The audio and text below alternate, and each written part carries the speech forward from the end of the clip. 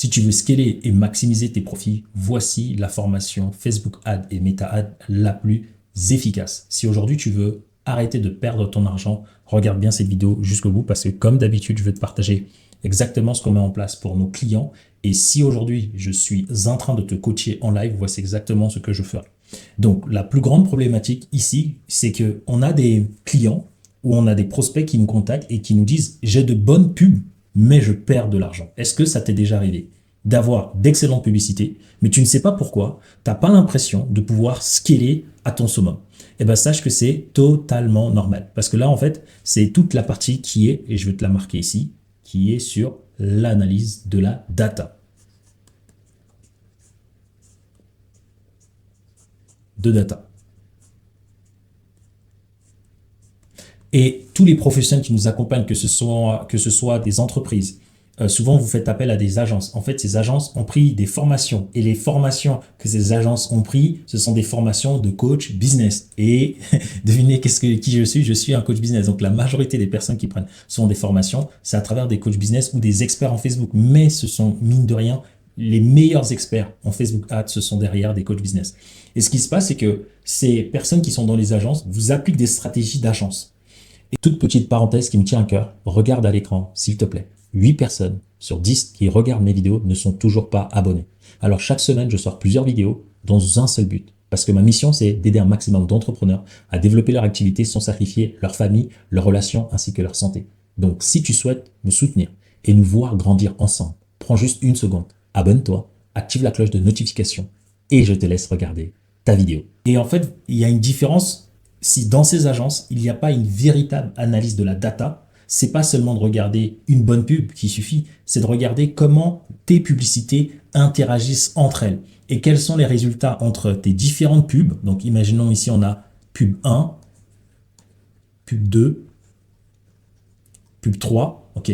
Ce n'est pas parce que cette publicité elle est bien, donc tu vas avoir un bon CTR, tu vas voir que ça te ramène des prospects, mais parfois ils ne seront pas qualifiés, mais ce sera une bonne pub, ou parfois ils seront qualifiés, mais tu vas couper d'autres publicités alors que les autres, en fait, ces publicités, en fait, travaillent totalement ensemble. Ok. Donc, ce que tu dois comprendre, c'est que sur Facebook Ads et sur Meta Ads, il y a certaines publicités qui vont te servir à attirer, certaines pubs vont te servir à convaincre, certaines pubs vont te servir à vendre, et tous entre elles, elles travaillent ensemble. Et je vois beaucoup de personnes faire cette erreur et garder uniquement les publicités qui vendent. Le problème, c'est que plus tu vas pousser ta publicité, à un certain moment donné, cette pub, elle va perdre de son efficacité pour la simple et bonne raison. Je vais te prendre un exemple. Ici, je suis ton client, imagine. Je ne veux pas acheter au début, mais le fait que je vois une publicité ici, celle-là, elle ne sera pas rentable. Ok, elle ne va pas te ramener les meilleurs prospects. Mais le fait que j'ai vu ta première publicité où tu me sensibilises, où tu m'éduques, eh ben, ça va faire que lorsque je vais voir cette troisième donc cette publicité 1 où tu as focusé sur la vente, quand elle, là, elle va arriver enfin devant mes yeux, eh ben, je serai prêt à mettre mes coordonnées ici. Mais est-ce que ça voudrait dire que c'est seulement cette publicité qui a fait effet? Non. C'est un ensemble de créatives et de pubs qui ont fait le travail. Et donc, lorsque tu arrêtes ces publicités et celles-ci, parce que pour toi, elles ne sont pas rentables, ou pour l'agence avec qui tu travailles, elles ne sont pas rentables, en fait, tu viens de couper ce qui alimente et ce qui te permet d'élargir ton audience. Parce que les personnes qui sont prêtes à vendre ici, elles sont peu. Imaginons qu'il n'y a que 3% de l'audience. Donc, comment tu augmentes ces 3% d'audience? C'est parce que dans les 97% de ton audience, qui pourraient acheter, mais qui ne sont pas prêts, ils ont besoin de regarder cette pub, peut-être 2 à 7 fois, peut-être plus.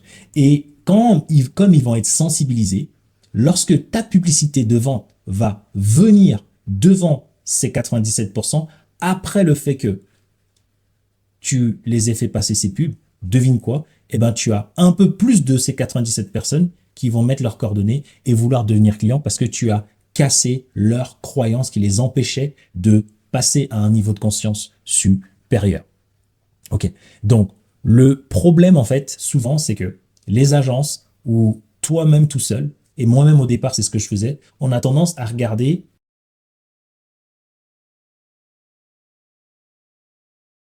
les publicités qui nous rapportent uniquement des prospects qualifiés et s'arrêter à là. D'accord?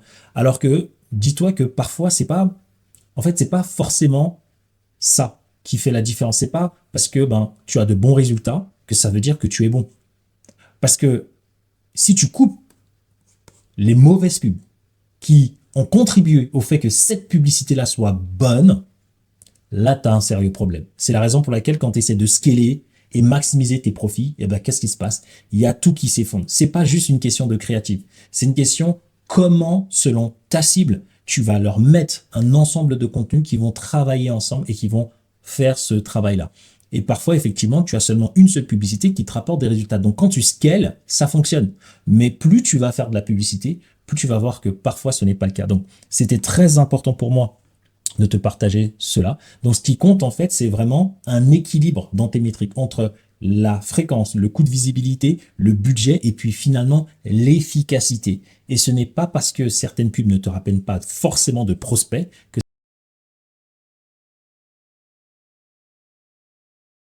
ça veut dire qu'elles sont inefficaces et qu'il faut tous les couper. Ok. Donc, dis-moi si ici tu as des questions, sait-on jamais. Si tu te demandes, mais Aaron, est-ce que tu as une formation pour comment lancer une publicité, etc. Même si je vais être transparent avec toi, aujourd'hui, il y a eu pas mal de mises à jour, mais je te recommande d'aller quand même regarder cette formation-là. D'accord? Comment trouver des publicités, des clients grâce à la publicité en moins de 24 heures. C'est une formation gratuite où je te montre comment je lance les publicités avec mes propres clients. La stratégie qu'on a mis à l'intérieur a pas mal évolué, mais elle marche encore parce qu'on a certains de nos clients qui continuent de l'utiliser parce que ça marche aussi. Aujourd'hui, on est passé à un autre modèle que je vais prendre le temps de te le partager un peu plus ici. Je pense que c'est tout. Dis-moi si tu as des questions à ce niveau-là. Peut-être que ça t'arrive ou pas, ou laisse-moi ton avis. Et puis, je te laisse ici avec les 2 prochaines vidéos. Je ne sais pas laquelle tu vas choisir, mais je suis convaincu que l'une d'elles va t'apporter encore plus de valeur que celle-ci. Je te dis à toutes dans les prochaines vidéos. Ciao, ciao.